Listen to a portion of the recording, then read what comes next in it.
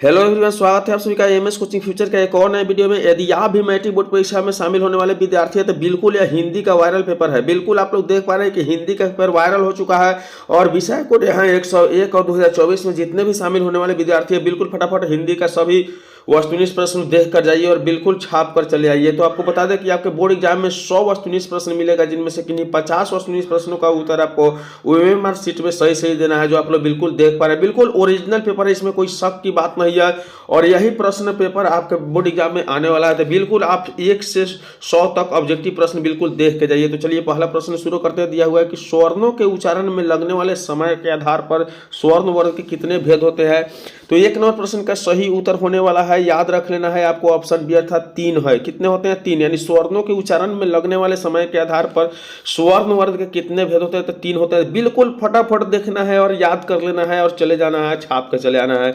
2 number प्रश्न दिया हुआ है कि च का उच्चारण स्थान क्या है। च का उच्चारण स्थान क्या है? तो 2 नंबर प्रश्न का सही उत्तर होने वाला है ऑप्शन सी यानी तालु। तालु के द्वारा च का उच्चारण स्थान होता है। बिल्कुल याद रखना है, वायरल पेपर ओरिजिनल पेपर है।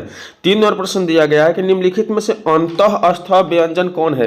निम्नलिखित में से अंतःस्थ व्यंजन कौन है? तो 3 नंबर प्रश्न का सही उत्तर ऑप्शन डी अर्थात ल होगा। बिल्कुल फटाफट इस यूट्यूब चैनल को सब्सक्राइब करिए, बेल आइकन को प्रेस कीजिए और दोस्तों के साथ शेयर करिए, क्योंकि लगातार आप लोगों को इस यूट्यूब चैनल के माध्यम से वायरल पेपर और आंसर की देखने के लिए मिलते रहेगा। तो 4 नंबर प्रश्न दिया हुआ है कि एक मात्रिक स्वर निम्न में से कौन है। एक मात्रिक स्वर निम्न में से कौन है? तो 4 नंबर प्रश्न का सही उत्तर होने वाला है ऑप्शन ए यानी ह्रस्व स्वर। ह्रस्व स्वर जो है एक मात्रिक स्वर है। अगली प्रश्न 5 नंबर प्रश्न दिया हुआ है कि मुक्ताक्षर की अंतिम ध्वनि क्या होती है। मुक्ताक्षर की अंतिम ध्वनि क्या होती है? तो 5 नंबर प्रश्न का सही उत्तर होने वाला है ऑप्शन बी अर्थात स्वर होती है।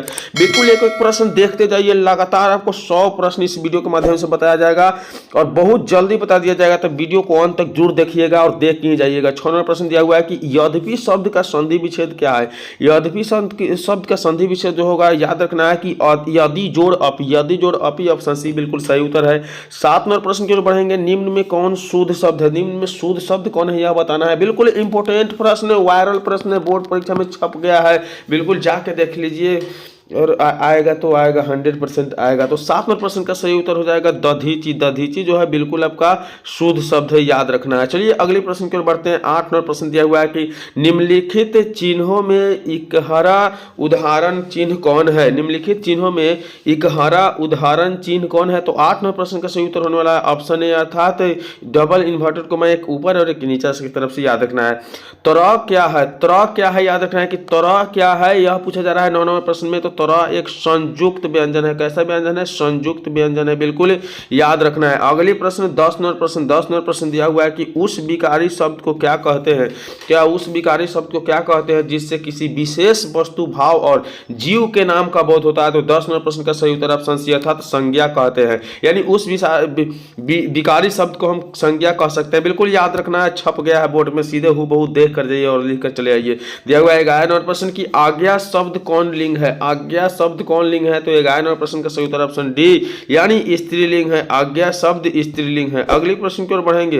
12 नंबर प्रश्न बिल्कुल वायरल पेपर, छाप के चले आइए, देख कर जाइए। दिया हुआ है कि वाष्प क्या है। वाष्प क्या है? तो 12 नंबर प्रश्न का सही उत्तर ऑप्शन ए होने वाला है वाष्प तत्सम शब्द है। कौन सा शब्द है? तत्सम शब्द है। बिल्कुल फटाफट 1 से 100 प्रश्न देख लीजिए और वीडियो को लाइक करके, चैनल को सब्सक्राइब करके दोस्तों के साथ शेयर जरूर कीजिए। 13 नंबर प्रश्न दिया हुआ है कि श्रीमान शब्द का स्त्रीलिंग रूप है। श्रीमान शब्द का स्त्रीलिंग रूप क्या है? तो 13 नंबर प्रश्न का सही उत्तर ऑप्शन बी अर्थात श्रीमती होगा। बिल्कुल स्पष्ट सही उत्तर के साथ बताया जा रहा है। बिल्कुल आप देख के जाइए, छाप के चले आइए। दिया हुआ है 14 नंबर प्रश्न की लड़का का बहुवचन क्या होगा। लड़का का बहुवचन क्या होगा? तो बिल्कुल 14 नंबर प्रश्न का सही उत्तर होने वाला है लड़के, यानी लड़का के बहुवचन लड़के हो जाएगा, याद रखना है।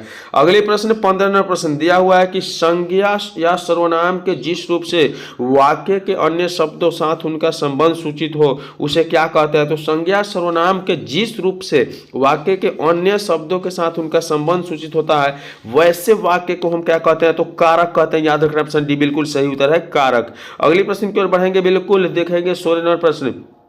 में पर किस कारक की विभक्ति है? में और पर किस कारक की विभक्ति है? तो याद रखना है कि 16 नंबर प्रश्न का सही उत्तर ऑप्शन यानी अधिकरण कारक की विभक्ति में और पर होता है, बिल्कुल याद रख लेना है। वायरल पेपर है, बिल्कुल छाप के आइए, देख के जाइए, पूरे 1 से 100 वस्तुनिष्ठ प्रश्न।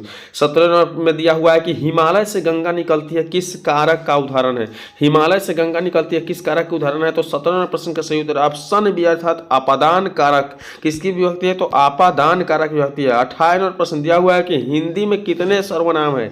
हिंदी में कितने सर्वनाम है? याद रखना है कि 11, हिंदी में 11 सर्वनाम, इसलिए ऑप्शन ए सी बिल्कुल सही उत्तर, करेक्ट उत्तर है। अगले प्रश्न 19 नंबर प्रश्न दिया हुआ है कि मेरा एक कुत्ता है जो भोपाल से लाया गया है, किस सर्वनाम का उदाहरण है? मेरा एक कुत्ता है जो भोपाल से लाया गया है, किस सर्वनाम का उदाहरण है? तो 19 नंबर प्रश्न का सही उत्तर ऑप्शन ए अर्थात संबंध सर्वनाम का उदाहरण है। याद रखना ऑप्शन ए बिल्कुल सही उत्तर है, संबंध सर्वनाम। अगले प्रश्न की ओर बढ़ेंगे, फटाफट हम लोग 1 से 100 प्रश्न देखेंगे क्योंकि वीडियो लंबा ना हो जाए। तो बिल्कुल हम 20 नंबर प्रश्न की ओर बढ़ चुके हैं। बिल्कुल आप लोग फटाफट चैनल को सब्सक्राइब करके वीडियो को लाइक करके दोस्तों के साथ शेयर कर दीजिए। चलिए 20 नंबर प्रश्न देखिए, दिया हुआ है कि जो संज्ञा सर्वनाम की विशेषता बताए उसे क्या कहते हैं? तो जो संज्ञा सर्वनाम की विशेषता बताते हैं उस संज्ञा को हम कह सकते हैं विशेषण। याद रखना ऑप्शन डी बिल्कुल सही उत्तर है, विशेषण कहा जाता है। अगले प्रश्न 21 नंबर प्रश्न दिया हुआ है कि 50 हाथी किस विशेषण का उदाहरण है? 50 हाथी किस विशेषण का उदाहरण है? तो याद रखना है कि इसकी संख्या विशेषण यानी गिनती कर सकते हैं, जिसे हम संख्या विशेषण, संख्यावाचक विशेषण कहते हैं। अगले प्रश्न 22 नंबर प्रश्न बिल्कुल झकास प्रश्न, शानदार प्रश्न, वायरल प्रश्न है, बिल्कुल देख कर जाइए, 100% बोर्ड एग्जाम का पेपर है।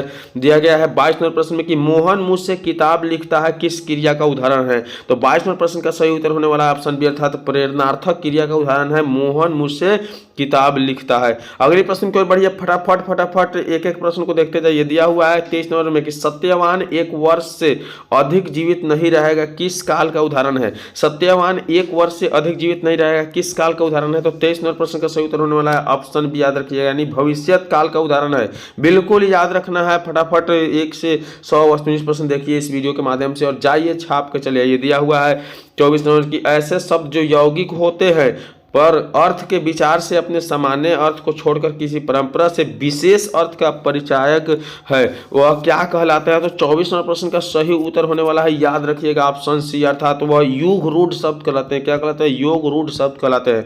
अगले प्रश्न 25 नंबर प्रश्न दिया हुआ है कि अजान शब्द में उपसर्ग क्या है? अजान शब्द में उपसर्ग क्या है? तो याद रखना है कि 25 नंबर प्रश्न का सही उत्तर ऑप्शन डी अर्थात अजान शब्द में उपसर्ग जो है है। याद रखना है कि उपसर्ग पहले प्रत्यय बाद में लगता है।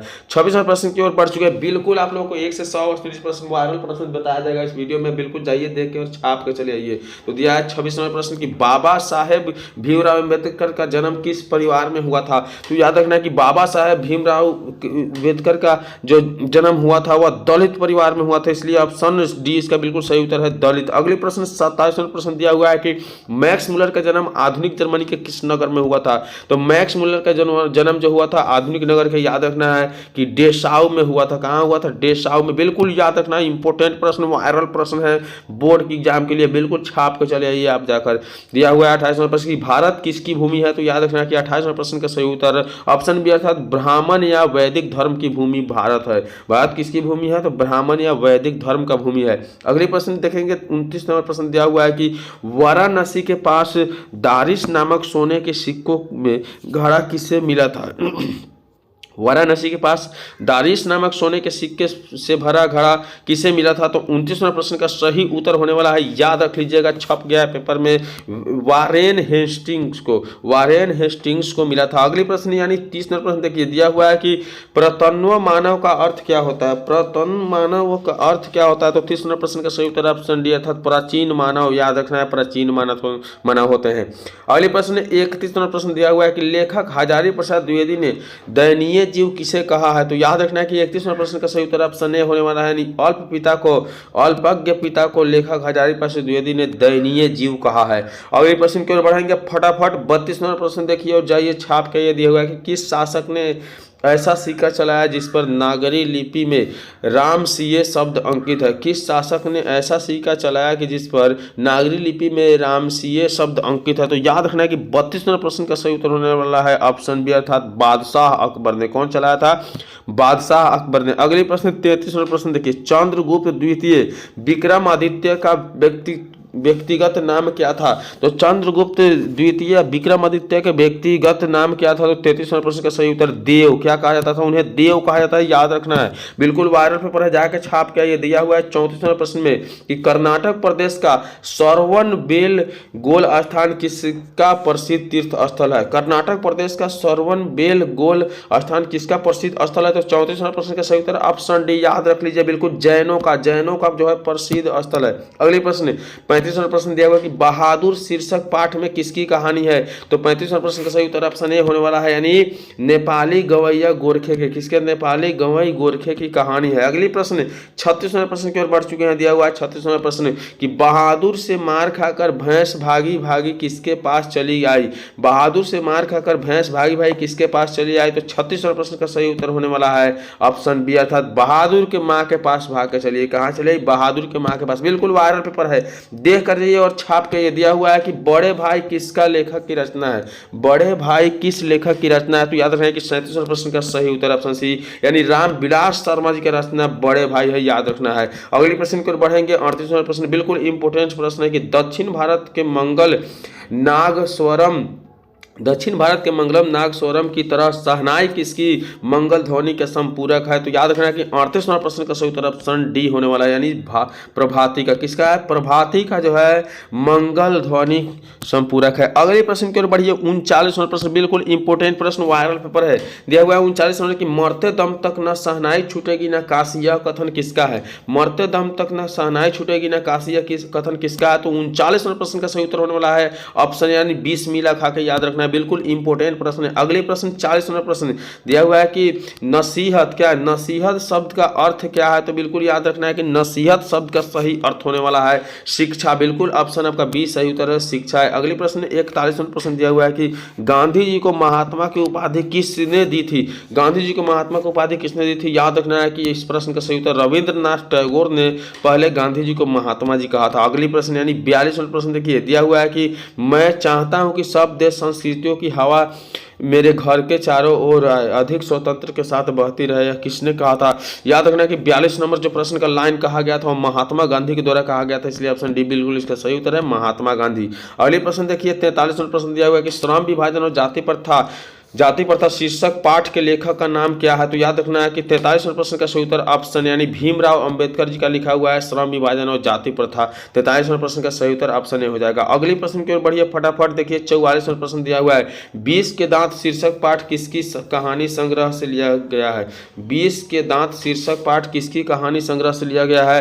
तो 44वां प्रश्न का सही उत्तर होने वाला है ऑप्शन बी, अर्थात 20 के दांत तथा अन्य कहानी से लिया गया है। अगले प्रश्न की ओर बढ़ते हैं, देखते हैं। बिल्कुल 45वें प्रश्न के पास हम लोग पहुंच चुके हैं। दिया हुआ है कि बहादुर शीर्षक पाठ के लेखक के बड़े लड़के का नाम क्या था? तो बहादुर शीर्षक पाठ के बड़े लड़के का नाम जो था, याद रख लेना है कि 45वें प्रश्न का सही उत्तर ऑप्शन सी अर्थात किशोर नाम था। क्या नाम था? किशोर नाम था। चलिए अगले प्रश्न की ओर बढ़ते हैं। बिल्कुल इंपोर्टेंट प्रश्न, वायरल प्रश्न है, बोर्ड एग्जाम में छाप के चले आइए। दिया हुआ है 46वें प्रश्न के निम्नलिखित में से कौन हिंदी आलोचना के महत्वपूर्ण हस्ताक्षर थे? निम्नलिखित में से कौन हिंदी आलोचना के महत्वपूर्ण हस्ताक्षर थे? तो 46वें प्रश्न का सही उत्तर ऑप्शन डी अर्थात रामविलास शर्मा। तो याद रखना बिल्कुल रामविलास शर्मा हिंदी आलोचना के महत्वपूर्ण हस्ताक्षर थे। अगले प्रश्न की ओर बढ़ेंगे और 47वां प्रश्न देखेंगे। दिया हुआ है कि मेघदूत का जर्मन पदानुवाद किसने दिया था? तो मेघदूत का जर्मन पदानुवाद किसने दिया था? तो 47वें प्रश्न का सही उत्तर होने वाला है ऑप्शन ए अर्थात मैक्स मुलर ने दिया था। किसने दिया था? मैक्स मुलर ने। अगले प्रश्न की ओर बढ़िए। 48वें प्रश्न की ओर हम पहुंच चुके हैं। बिल्कुल फटाफट वीडियो को अंत करेंगे। दिया हुआ है प्रश्न में देख पा रहे हैं आप लोग की हजारी प्रसाद द्विवेदी, क्या दिया हुआ है? हजारी प्रसाद द्विवेदी का जन्म किस वर्ष हुआ था? तो याद रखना कि हजारी प्रसाद द्विवेदी जी का जो जन्म हुआ था वह सन 1907 ईस्वी में हुआ था। ऑप्शन बी बिल्कुल इसका सही उत्तर है। अगले प्रश्न की बढ़िए। 49वां प्रश्न देखिए फटाफट।